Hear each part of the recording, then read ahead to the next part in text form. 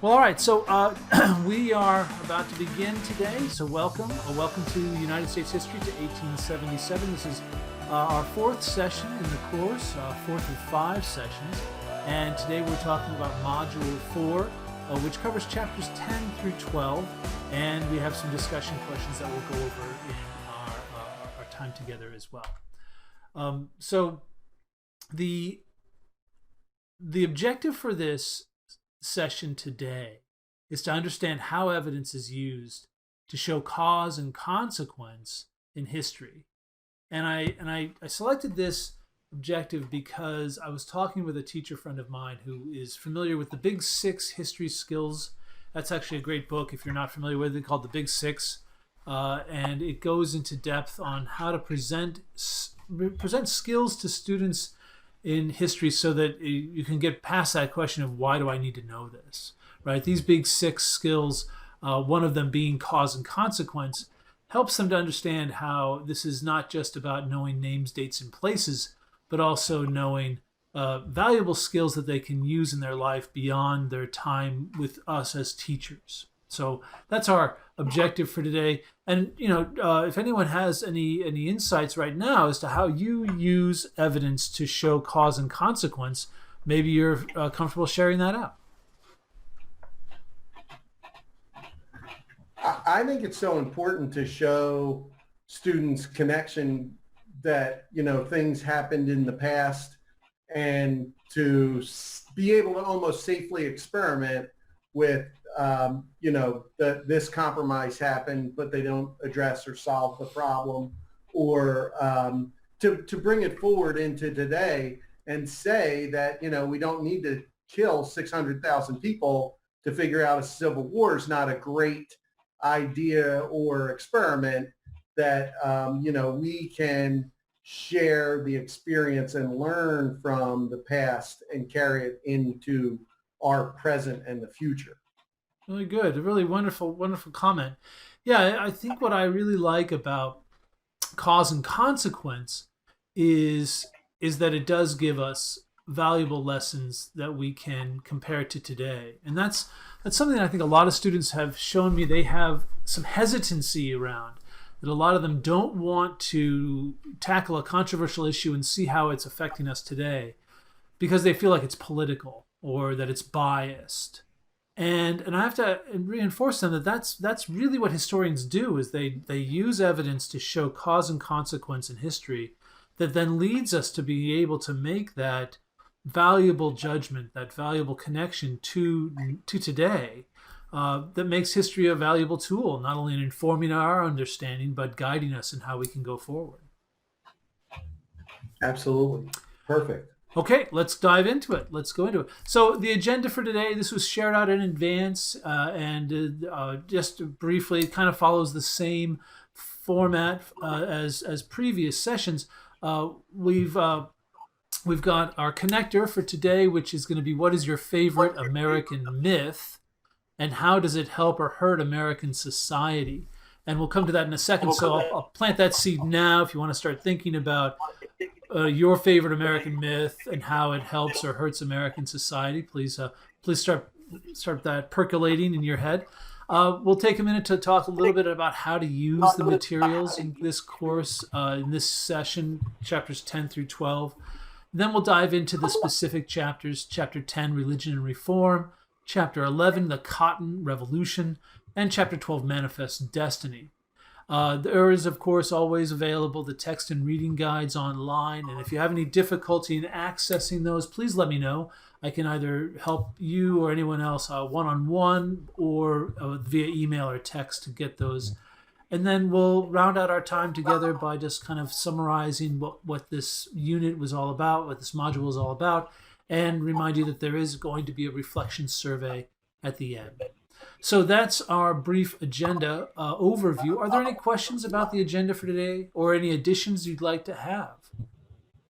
I did throw on the Facebook page Manifest Destiny and Dame Progress, which I thought is a really nice little image study, especially since the image was brought up in the one chapter. The So discussion I thought question. I'd throw that up. The 100-foot tall, scantily clad woman floating above the plains.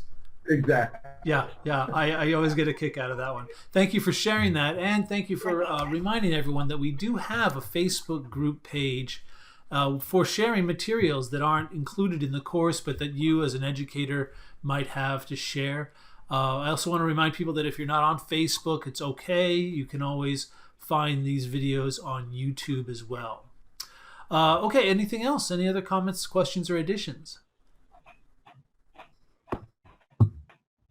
Ready to go. Okay, here we do it. So here's our connector. What is your favorite national myth and why? I'm always torn between Washington and the cherry tree or Franklin and the kite, just because it puts such, I mean, Washington and the cherry tree put such pressure on young kids that, you know, the founding father would never tell a lie. Right. And that's a great way to capture them, you know, the students, because we actually, earlier in the year, during the French and Indian War, we look at his report from Fort Necessity, and, you know, because that gives him his national, almost worldwide fame, where, you know, he denies that he knew, he admitted he was an assassin, even though the French word for assassin is assassin. And I put it to the students, well, what do you think? Is he misleading? Is he hedging his bets, or is he just out and out lying? And, you know, for teaching middle school or high school students, that, you know, keen eye on history where, oh, he did lie, you know, catching them in something historically is kind of fun and exciting for them. And it's a great discussion starter. And then absolutely. Franklin, and, you know, whether he used the servant to hold the string and him playing around with, you know, he's so famous for playing with the static electricity machine at parties and stuff, that teaching in an all-boys school and having them regularly rub their feet on the carpet and shock one another, I always, you know, hey, Franklin, knock that off today. Right. Yeah, well said. Yeah, and I like your focus on the Revolutionary period. I think it's interesting. There are so many of these national myths that I think are interesting, influential, and even problematic. And you know, and to go back to that sort of cause and consequence and evidence, you know, if I were to connect these two, you know, I'd have to say that it would be, and this is not to say it's a good thing or that I like it, but this whole myth of the lost cause in the Civil War, right? That the Civil War was somehow a lost cause of noble undertaking that needs to be celebrated and revered, and that the men who fought for the South, for the Confederacy, were somehow, you know, just as loyal Americans as anybody else. I think that the evidence of that is the statuary we're seeing being pulled down right now all across the country, and questions about the role of history and these statues and what they represent. I think that's where cause and consequence come in. Right? The cause here wasn't necessarily that the lost cause was true and good. The cause these statues represent was white supremacy. And these statues were erected in order to give a veneer of white acceptance or national acceptance of white supremacy, to make a hero out of people like, you know, Lee or Fort Hood, Fort Bragg, these types of titles that were given to men who fought against this country. The consequence of that is a misunderstanding of history, right? If the evidence is misleading because the cause is misleading, then the effect can be a real division in a society that doesn't understand its history. And now, you know, today we're seeing lots of people angry about tearing down statues of slave owners and Confederate soldiers, like it's somehow right to revere the enemies of the nation with statues, when no other nation would participate in this type of an activity. Anyway, that might be a little bit too much for me. Any comments? Any thoughts? Yeah, I love when you know, 15 years ago when you went to Gettysburg, there were 4 Southern monuments, and they were to entire battalions. But on the northern side of the field, which isn't the north side of the field, you couldn't swing a cat without hitting a monument to the north. And that was the perfect example of the winners get to write the history, where, you know, the glacially slow pace of, I think it was Alabama demanding and wanting to take Wisconsin to court to get their battle flag back from the Civil War. And, you know, when I'm teaching the Civil War, I always point out that, you know, there weren't 625,000 Americans killed in that war, that possibly John Tyler, president, he was elected to the Confederate House of Representatives, so he might have, if he had lived another week, taken an oath to the Confederacy, which means you're no longer, you swear off your American citizenship. The sad part for the lost cause is, you know, the poor white Southern farmers who don't own any slaves are marched off as fodder to the officers who are the largest slave owners, politically connected, you know, kept in power by the Three-Fifths Compromise. And then, you know, the lost cause is born of the failure of Reconstruction and Andrew Jackson saying, hold it, we have to be fair to everybody.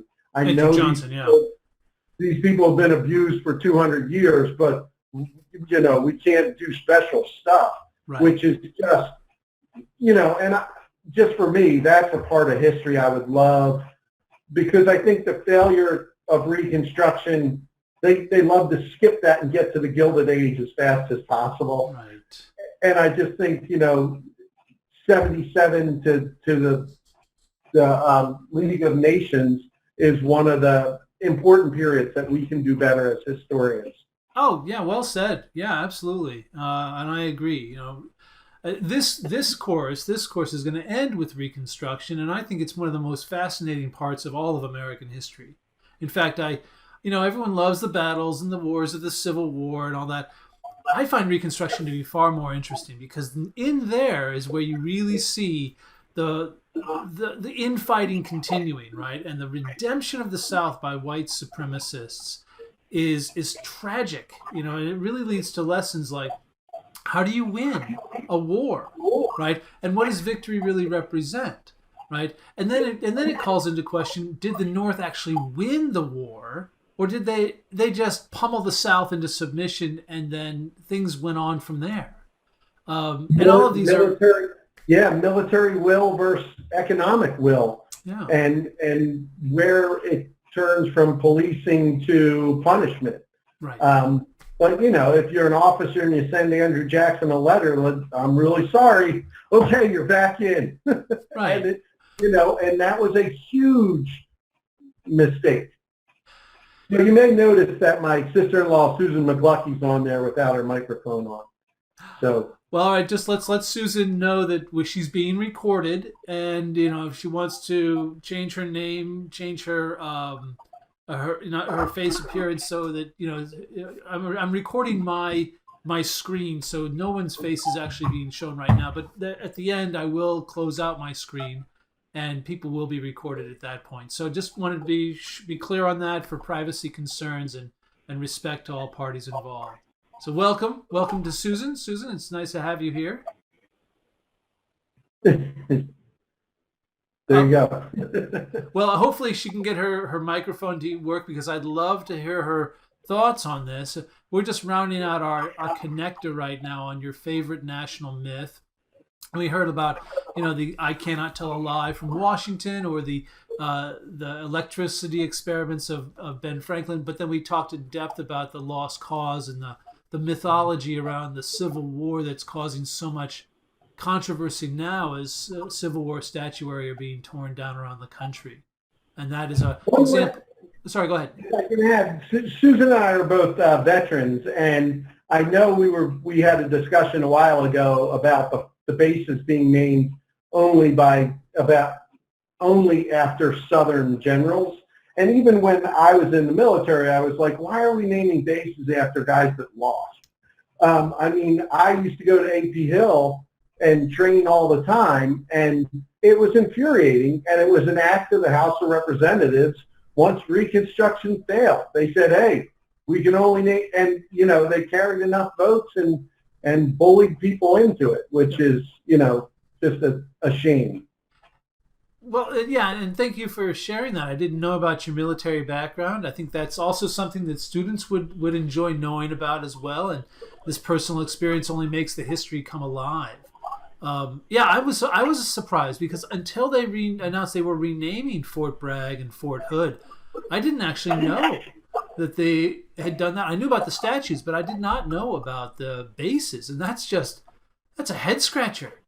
Like, Yeah, what? absolutely. What's next? We're going to be naming like Herman Goring Airfield. I mean, you know, it's like these men are the enemies of our country. Well, and it's interesting, I mean, because we're borderline book burning a little bit with taking Theodore Roosevelt down in front of the Museum of Natural History.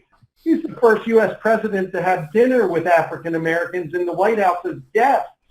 I mean, and I think, you know, founding the national park, yes, I think even if you look at Kennedy, we know he did some stuff that would be considered wrong today. Oh, yeah. But, I mean, we need to learn from the good parts and not cover up the bad parts.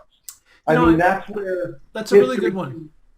I just want to mention. I took a look at the statue of Roosevelt that's being taken down, and when you see the actual statue, it's not so much that they're taking down a statue because of what Roosevelt did. It's that they're taking down a statue that represents Roosevelt in a white supremacy way. That he's leading the Indian and the African American from a position of superiority atop a horse. And there are many ways to celebrate the achievements and good qualities that Theodore Roosevelt represents in American history. That statue, I think, could be replaced.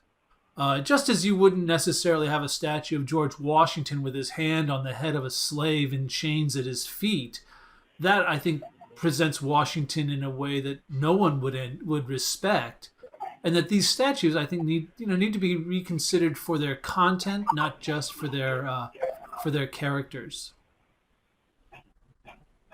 Yeah, I always tell the boys that, you know, history can be one of the most politically incorrect courses because we're covering mistakes that hopefully we build from and grow and learn from, not necessarily try and sweep under. Very nicely said. I really appreciate that.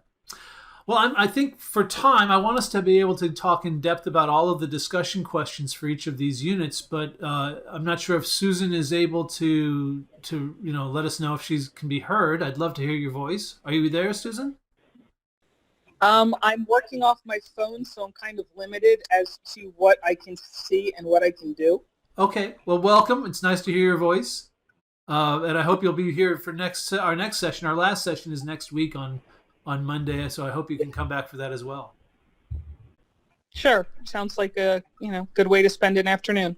Wonderful. Excellent. All right, I'm gonna move us forward though, if you can see. If not, I'll try and make it clear what we're looking at. The next slide in our time together is about how to use the course materials to support your learning, either your own learning or the learning of your students. And for today, I thought I'd focus. Sorry, excuse me. Oh, I thought I'd focus on flashcards or Quizlets for the vocabulary.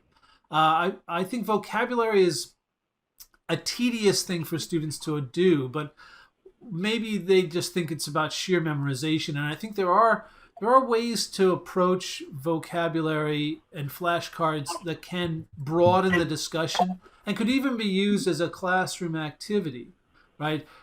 Giving students 4 or 5 flashcards with different vocabulary terms on them as a group activity could be something that they could use to spark a discussion, a comparison, a contrast, or a cause and effect discussion, right? If you gave them a list of terms from chapter 10, for example, and at random they had to explain the similarities or differences, the connections or the lack of connection between them, that in itself shows some mastery and some understanding of the different terminology.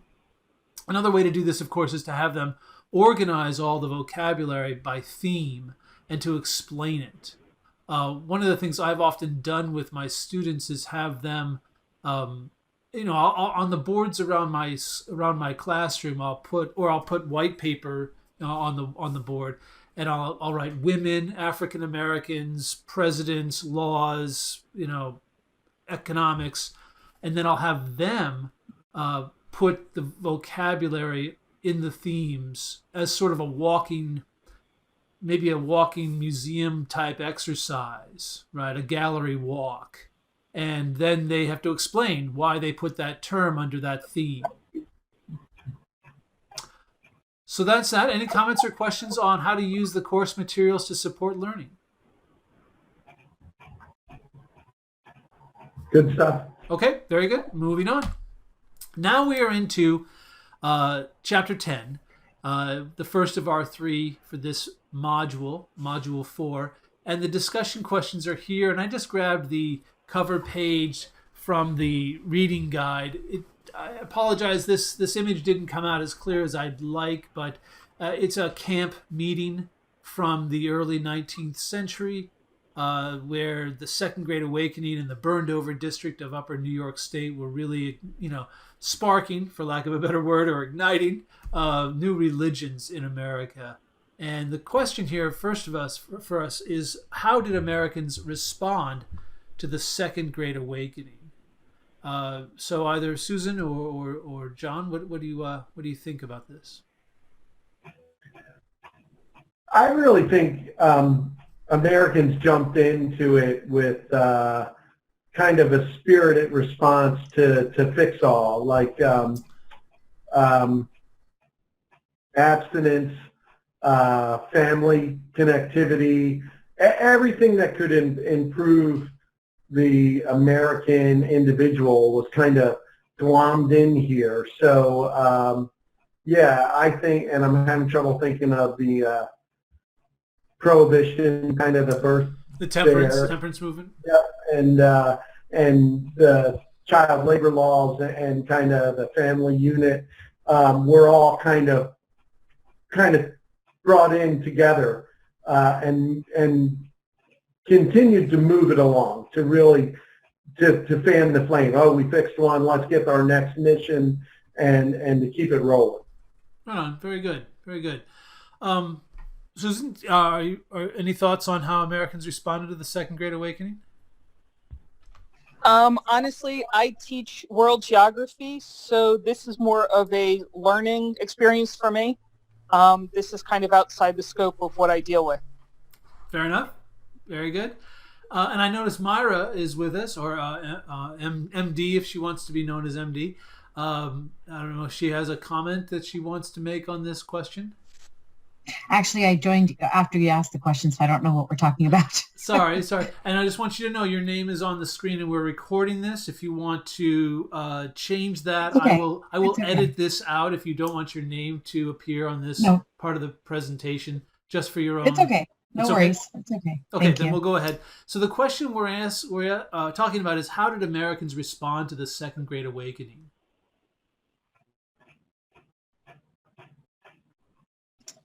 I actually don't have any response to that. Sorry.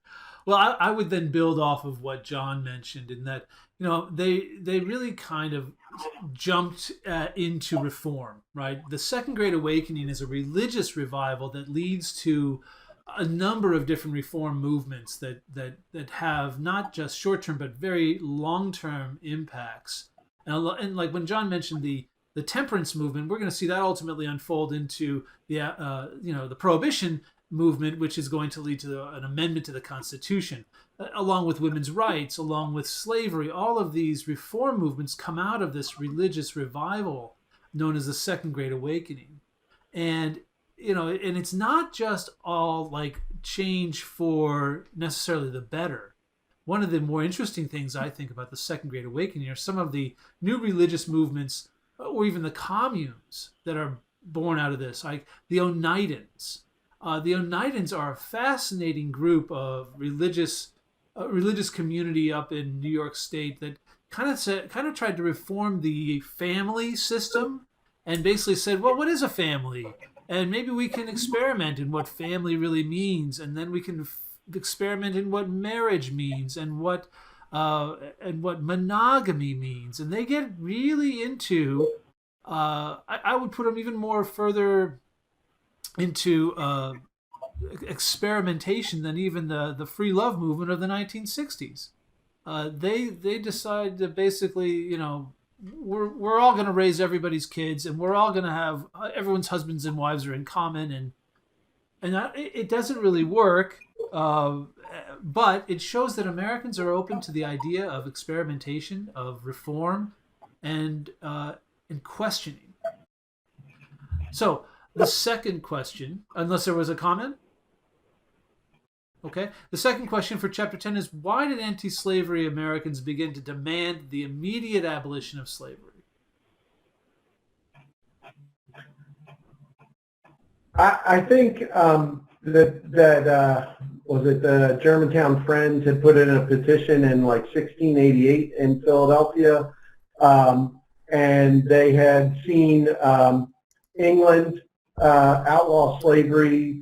There were several movement attempts, but they said it's an absolute wrong and that it is unacceptable.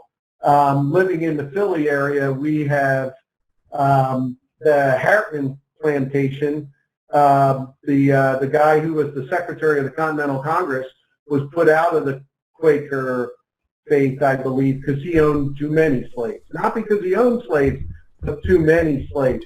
So there's really, interesting local legends and lessons that we can talk about and explore with the students.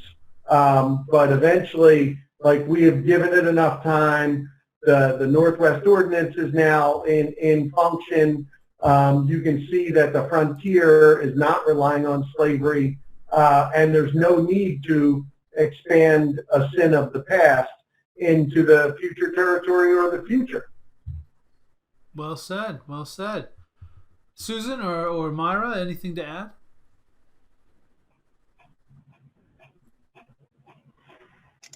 No, I really don't know much about this era. That's fine. That's fine. Nothing. That's Yeah. one reason to take the course. One of the things about slavery, which I think, and when we talk about our objective for today, how do you use evidence to show cause and consequence in history? This is a great one, because, like John's already mentioned, there's a lot of evidence that the movement to abolish slavery is older than the country itself, and that this debate has been going on for a long time. And you can even bring up documents like David Walker's appeal, or even documents around, if you wanted to bring in Harriet Beecher Stowe's Uncle Tom's Cabin. Right? These are wonderful, wonderful primary source documents you can use for the students to better understand the arguments made by abolitionists around, getting rid of slavery. Or one of my favorites too is, again, going back to Thomas Jefferson and his belief that slavery should die out. But at this point, now we're talking about, we're getting into the 1840s, and slavery's expanding. 1820s, 1830s, 1840s, slavery's expanding. And the moral arguments are failing. The moral arguments are being ignored, and you're even getting congressional language bans on how you can talk about slavery or you can't talk about slavery. They're not even going to confront the moral arguments anymore. So what's left, right? The abolitionists are realizing that people are going to ignore the moral arguments against slavery, and so now they have to demand further action. And one of the lessons to draw from this for your students is that eventually, if you shut down, if you stifle debate and discussion around the moral wrongs in a country, then it leads to violence. People have to be heard, appreciated, and allowed to, and compromised with, right? The refusal to compromise over slavery to the point that they're not even going to talk about it is going to lead to John Brown and Bleeding Kansas, where finally they say enough. It has to be violence because we cannot achieve change otherwise. And this can be reflected in the founding documents like the Declaration that talks about when it's appropriate to rebel, or even when you talk about if you wanted to make a connection all the way to the modern civil rights movement with Dr. King's letter from a Birmingham jail, why it is appropriate to break the law when an unjust law is no law at all. So anyway, those are a couple of things. Eventually, they had to turn to violence, or they felt they had to turn to violence because they felt God was watching and because they couldn't be heard by their fellow countrymen. All right, It's a wonderful opportunity to also review the three branch with the Supreme Court failure in Dred Scott, with the House of Representatives tabling everything, with all the state compromises keeping the votes tied in the Senate, and then you had presidents who had no stance, presidents that are put forward because they're not going to do anything. So you see a real failure of all three branches of government, that when you finally get a President Lincoln that looks like he might do something, not let it expand, all hell breaks loose. Very good. Very good. Yeah, I think that's really important to point out, is that the institutions can fail us to the point that violence becomes necessary, or at least in the minds of those who take that action. And then, of course, you could also round it out by just pointing out that, there's violence in the streets of this country today. That's a consequence of something that has gone unanswered for a long time, right? The refusal to engage in a discussion around racial violence, police brutality, and judicial inequality in this country. And that's not to say one side is wrong or the other. We all have our opinions on that. But the refusal to have that discussion is what leads to one side maybe becoming more violent. Anyway, let's go on to chapter 11. And chapter 11 really gets into the Cotton Revolution and slavery, of course, but also with technology, economics, and politics, and expansion. The discussion questions for chapter 11 are: how did white Southerners justify slavery, and how did enslaved people endure their oppression? So let's take the first one. How did white Southerners justify slavery? Now, I'll give you a hint. There's an economic, a social, and a political justification.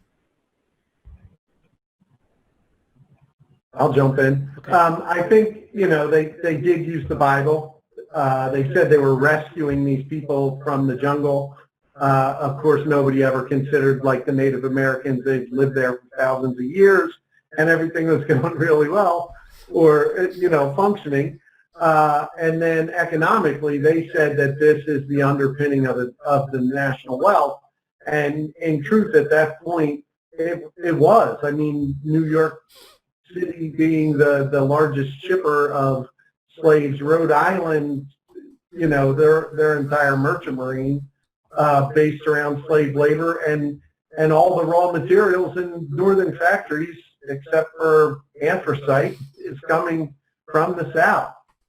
Right. And a very important connection to make for students is the North was not innocent in this whole process. It wasn't just that the Southerners are evil and slavers.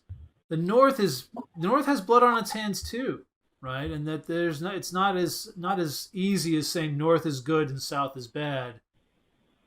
The economy, North and South, is based upon the oppression of human beings. Very good. Susan or Myra, do you guys want to jump in? Okay. Myra? I was just going to say that economy was what was going through my mind as well, but that's all I have.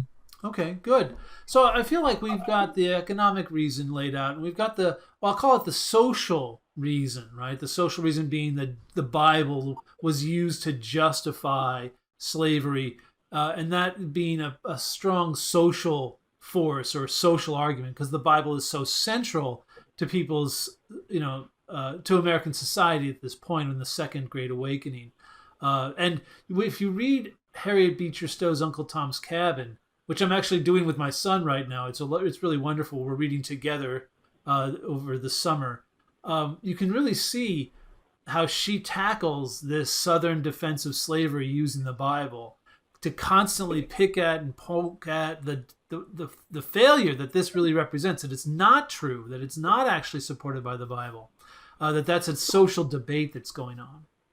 But then politically, right? I don't think we've really established the political justification of slavery at this point.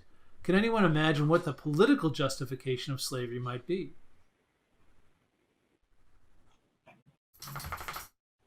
I think it's more of a social threat, like we'll release all these people and then they'll kill us all. And the harsh response to slave rebellions that, we've got the tiger by the tail now. If we let him go, he's going to get us all. That kind of threat.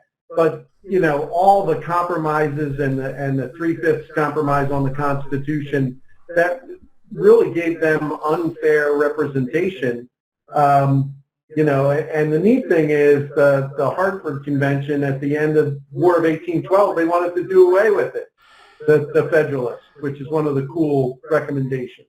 Right. That Hartford Convention is a fascinating moment in American history that maybe just reinforces the idea that the discussion has been tabled again and again and ignored because it's just too sensitive, right?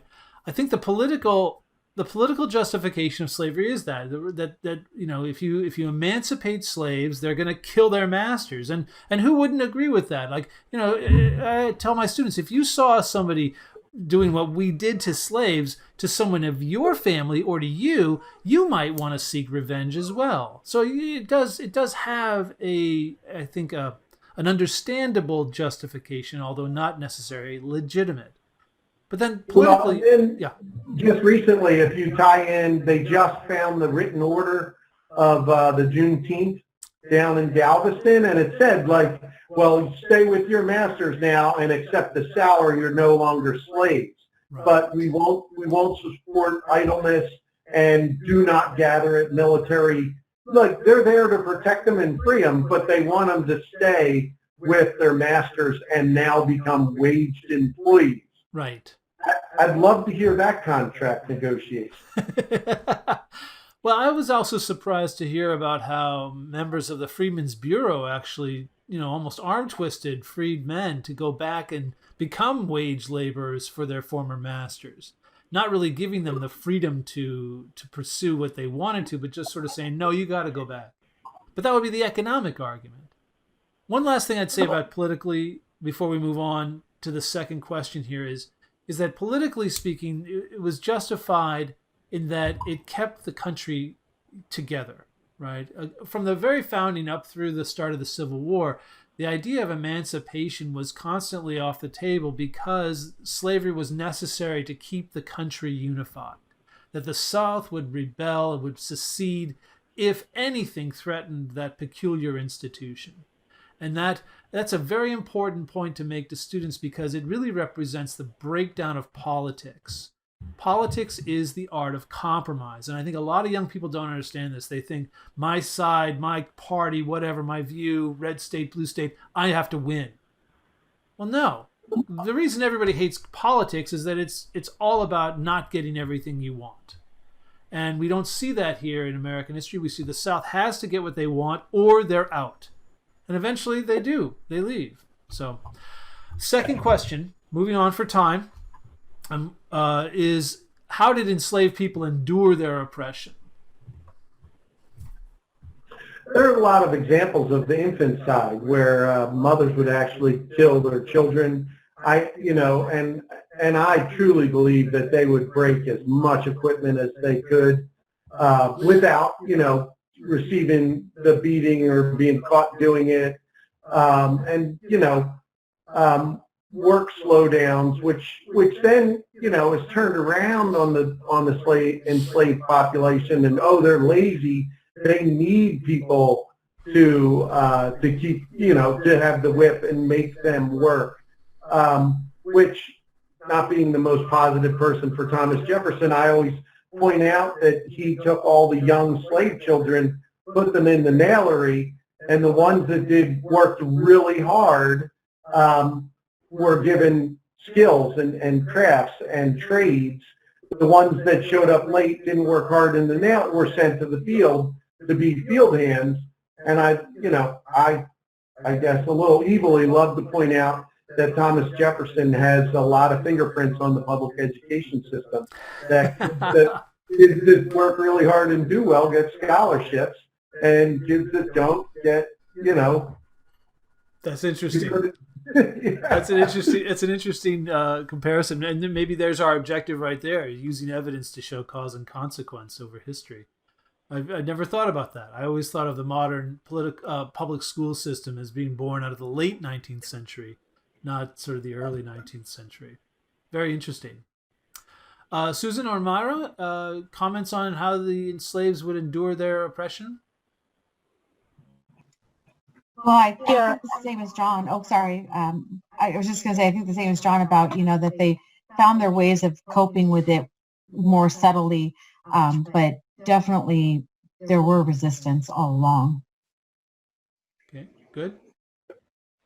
Thank you. Yeah, I agree. I'm not sure endure would be the word I would use, but there's that innate survival that is built into humans.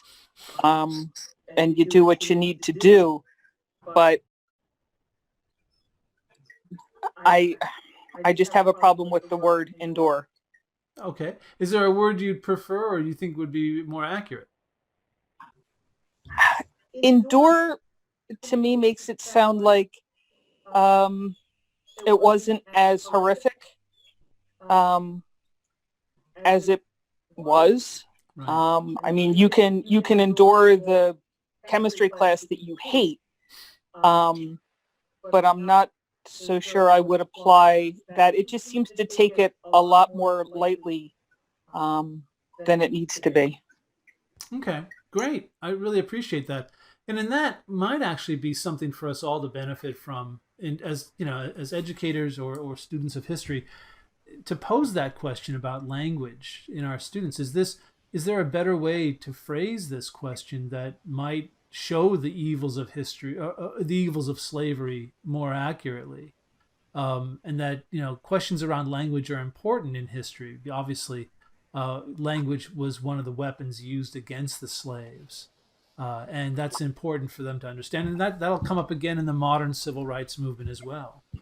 One thing I would mention here is how African American slaves would talk about their children. Now, this has been studied by Dr. Joy DeGruy, Degruy.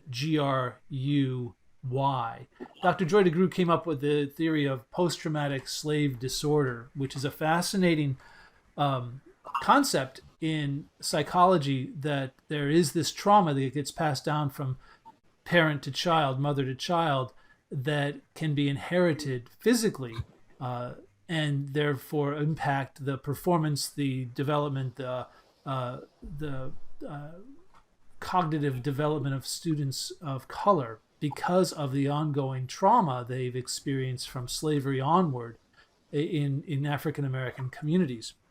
One of the interesting things that she talks about is the way African American parents talk about their students. When teachers compliment, or when anyone compliments the achievement or behavior of an African American student, she's documented that African American parents will often denigrate their children in public, saying, "Oh, this child never sits still. This child never does their homework. This child is always talking back."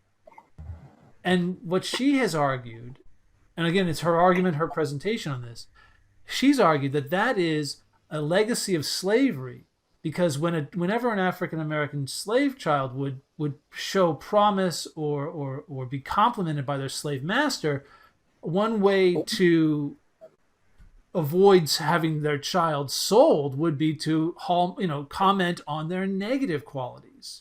Right? This child is lazy. This child talks back. This child doesn't do this. This child doesn't do that, as a way to avoid their child being sold off.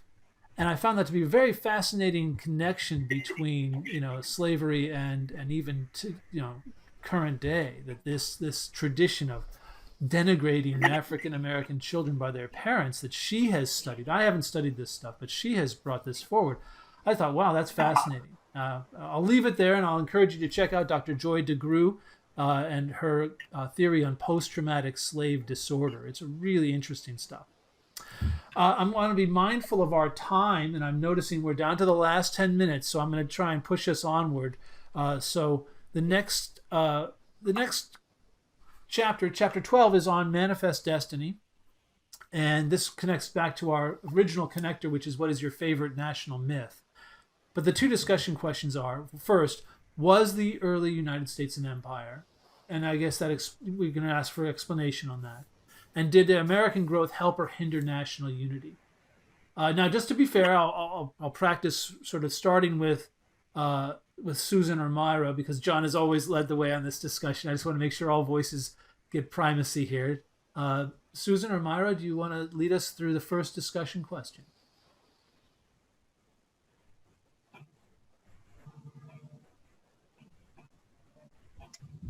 I guess Susan doesn't want to answer right now, but I don't mind John answering. But I do want to say that we'd had a discussion of this a little bit before about expansion, and that as the country expanded, it's hard to maintain any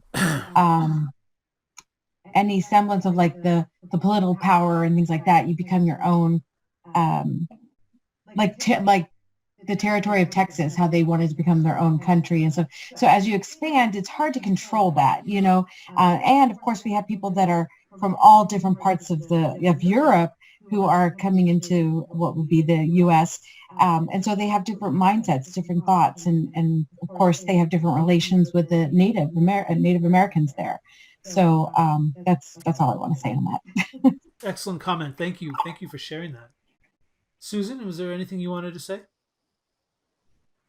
Again, this is outside my scope, but if you look at empire as expanding what you have by taking from other countries, we absolutely did that, just going from coast to coast.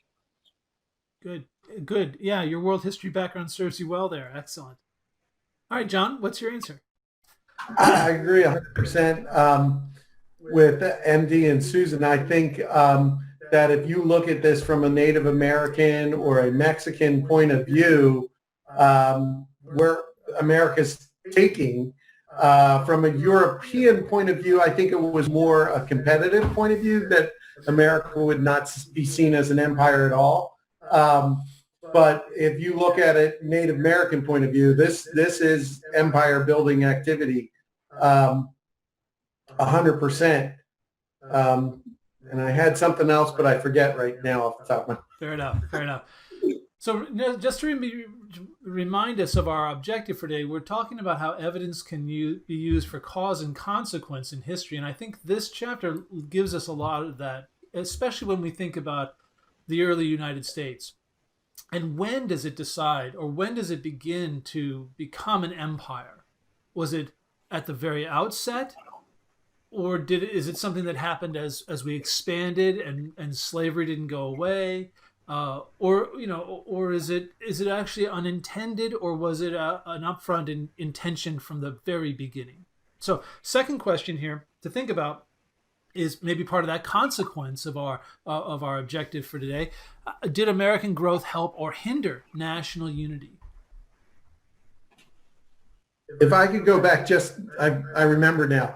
When MD said immigrants came in with historical rumors of what Native Americans were, and were very fearful of Native Americans, and really expanded violently and triggered response by the natives.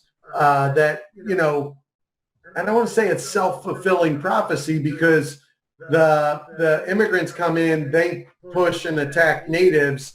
Natives respond violently, like if someone were to come onto my lawn and start killing, like defend your home. It's that kind of response that almost made it self-fulfilling empire building, where, you know, there's free land. They're never saying like, oh, who's the owner, and you know, any treaties we had are especially later on forced at gunpoint. Mm-hmm. Mm-hmm. Treaties. Good. So I thought that's what I wanted to add to what MD said. I thought that was really neat. Thank you. That was great. Yeah, good to point out the treaties that this country has signed with Native Americans have never been upheld, never been honored. I saw a bumper sticker I constantly remind my students about. They said, it says, "Sure, you can trust the government. Just ask the Native Americans." Right? Because we have never honored a single one of our treaty obligations to Native Americans ever. And it's a shame upon this country that's been documented in Helen Hunt Jackson's A Century of Dishonor, another fantastic primary source I'd recommend, especially if you want to highlight Native American history for your students, which sadly most textbooks give very little information on. COVID in the Cherokee Nation right now.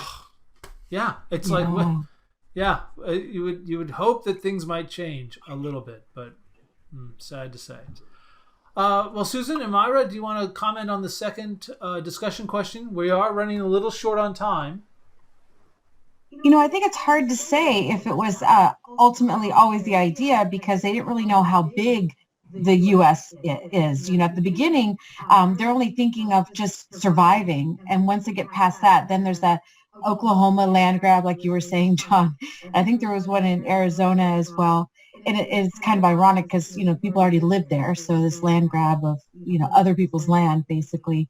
But I think the idea evolved to that, but I don't think it was originally, because they were just in a survival mode at first. Okay, thank you. Susan? With the expansion, I can see ways where it would unify. We're doing this for the country. We're building the country. We're going to make, a better land, give people more land. But as you spread people out, the ability to become more independent, more individualistic, and farther away from the federal government, you solve your problems on your turf, because it's going to take weeks or months to have the government do anything. It's a double-edged sword. Well said. Yeah, right on. I notice how economic unity takes on a more primal role than social, cultural, or even political unity, right? That the growth of the country unified us economically as new markets became connected, as the railroads ultimately brought people the products they needed to survive on the frontier. But that social unity really never grew to be anything. I guess when you get to the 1920s, you'll start to see more of a national commercial culture with billboards and advertisements. But we have, 3, maybe 4 different countries within the United States socially.